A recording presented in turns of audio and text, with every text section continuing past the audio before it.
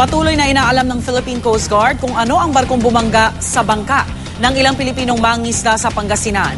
Nakatakda namang muling mag-aerial search ang Coast Guard ngayong araw para sa 4 na nawawalang mangingisda. Mula sa La Union may live report si Ivan Mayrina. Ivan.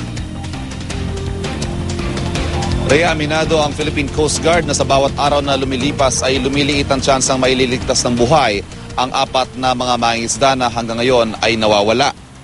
Pero ngayong umaga, Rhea, papasadahan muli ng Coast Guard o Coast Guard chopper ang karagatan mula dito sa La Union patungo sa baybayin ng Ilocos sa pagpapatuloy ng aerial search. Ito ay kahit hindi nagbunga ang paghahanap sa 4 sa halos buong maghapon kahapon. We flew for as far as 110 nautical miles west of the shoreline, so medyo malayo na yon. And from the crash site until Lawag, we were able to search. However, wala eh.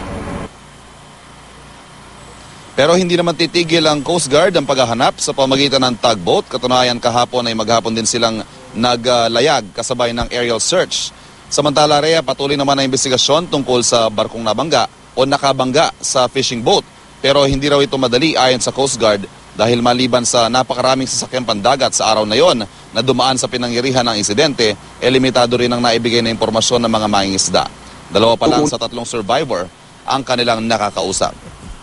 Ulit din namin silang tinatanong to check on the consistency of their statements of what they have seen. No?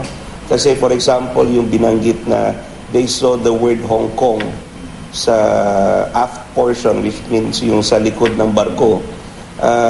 Isa lang ang nagsabi nun eh. Yung the others did not see.